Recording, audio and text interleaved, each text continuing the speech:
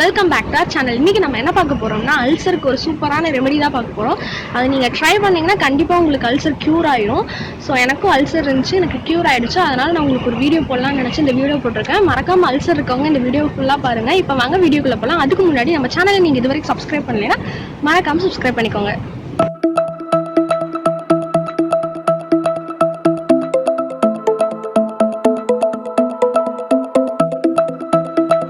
இந்த வீடியோவில் நம்ம என்ன பார்க்க போறோம்னா அல்சர் இருக்கவங்க எதனால அல்சர் வருது, அவங்க எதெல்லாம் சாப்பிடக்கூடாது, எதெல்லாம் சாப்பிடலாம், அதுக்கு ஒரு சூப்பரான ஒரு நேச்சுரல் ரெமெடி இது 4 தான் சொல்ல போறோம். ஸோ அல்சர் எதனால வருதுன்னா நம்ம பாடியில HCl அப்படிங்கிற ஒரு ஆசிட் பசிக்கும் போது சுரக்கும். அதாவது ஹைட்ரோக்ளோரிக் ஆசிட் பசி எடுக்கும் போது அது டக்குனு சுரக்கும். அது என்ன பண்ணணும்னா நம்ம சாப்பாடை டைஜஸ்ட் பண்றதுக்காக சுரக்கும். ஆனா நம்ம சாப்பாடு சாப்பிடலைன்னா அது என்ன பண்ணணும்னா நம்ம குடல்ல புண்ணாக்கிரும். அதனால அந்த HCl ஆசிட் சுரக்கிறப்ப நீங்க சாப்பிடலைன்னா அதை வயிற்ற புண்ணாக்கிரும். அதை எப்படி டைல்யூட் பண்ணலாம்னா அந்த டைம்ல ஒரு வாட்டர் பாட்டில் தண்ணி குடிச்சிங்கன்னா அந்த ஆசிட் டைல்யூட் ஆயிரும். ஸோ வாட்டருக்கு அவ்வளோ பெரிய பவர் இருக்கு. இப்போ நம்ம வெளியே இருக்கோம், என்னால் சாப்பிட முடியல, ஆனால் பசி எடுக்குதுன்னா ஒரு வாட்டர் பாட்டில் தண்ணி எடுத்து குடிச்சிங்கன்னா அந்த ஹைட்ரோக்ளோரிக் ஆசிட்டை டைல்யூட் பண்ணிடும் தண்ணி. அதனால பசிக்கும் போது நார்மலாக சாப்பிட்ருங்க. இல்லை என்னால் சாப்பிட முடியாத இடத்துல நான் இருக்கேன் அப்படின்னா தண்ணி குடிச்சிருங்க. அல்சர் இருக்கவங்க என்னென்ன சாப்பிடக்கூடாதுன்னா காரம் சாப்பிடக்கூடாது. ஏன்னா வயிற்றுல ஆல்ரெடி புண்ணு இருக்கு. நீங்க காரம் சாப்பிட்டீங்கன்னா உங்களுக்கு எச்சாதான் அந்த புண்ணு ஆகுமோ தவிர அது சரியாகாது. ஸோ காரத்தை அவாய்ட் பண்ணிக்கோங்க. அப்புறம் கூல்ட்ரிங்க்ஸ், டீ, காஃபி இது இன்னும் குடிக்கக்கூடாது. ஏன்னா அதில் கார்பன் டை ஆக்சைடு இருக்கு. அதுவும் உங்களுக்கு புண்ணு எச்சுதான் படுத்துமோ தவிர சரிப்படுத்தாது.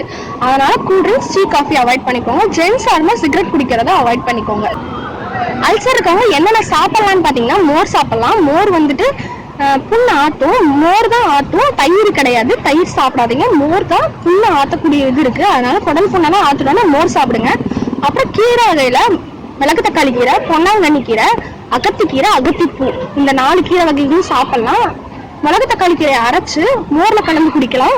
பொன்னாங்கண்ணி கீரையை வணக்கி சாப்பிடலாம். அது மட்டும் இல்ல அகத்திக்கீரையை நீங்க சூப் வச்சு கூட குடிக்கலாம். மெயினான விஷயம் என்னன்னா காரத்தை கம்மி பண்ணிக்கோங்க.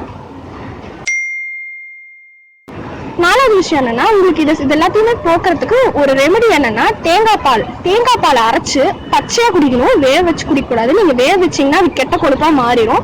பச்சையான தேங்காய் பாலை வெறும் வயிற்றுல டெய்லி காலையில 48 நாள் குடிச்சிட்டு வந்தீங்கன்னா உங்களுக்கு அல்சர் அறவே போயிடும். எனக்கு இந்த மாதிரி அல்சர் இருந்தப்போ நான் இதெல்லாம் கரெக்டாக ஃபாலோ பண்ணேன். நான் இது வரைக்கும் அப்படிதான் செஞ்சுட்டு இருக்கேன். காரத்தை கம்மி பண்ணி தான் சாப்பிட்றேன். மோஸ்ட்லி கீரை வகைகள் நிறைய சாப்பிடுவேன். ஸோ இதை நீங்க கரெக்டாக பண்ணீங்கன்னா உங்களுக்கு அல்சர் மட்டும் இல்லை நிறைய வகையான வியாதிகள்ல இருந்து நீங்க குணமடையலாம். ஆனால் நீங்க சாப்பிட்றவங்க 21 நாள் ட்ரை பண்ணி முடிங்க. ஏன்னா 21 நாள் நீங்க சாப்பிட்டீங்கன்னா என்ன ஆகும்னா அதுவே பழகிடும். ஸோ 21 நாள் எல்லாத்தையும் கன்ஃபார்ம் ட்ரை பண்ணி பாருங்க. கண்டிப்பா 1 or 2 monthsல உங்களுக்கு அல்சரே இருக்காது. நிறைய பேர் அல்சர்னால வலினால வேதனைப்படுறதை பார்த்துட்டு தான் இருக்கும். அக்கான இந்த ரெமெடியை ட்ரை பண்ணுங்க அண்ட் ஹெல்தியா இருங்க. இந்த வீடியோ உங்களுக்கு பிடிச்சிருந்தா லைக் பண்ணி ஷேர் பண்ணி சப்ஸ்கிரைப் பண்ணிக்கோங்க. தேங்க்யூ.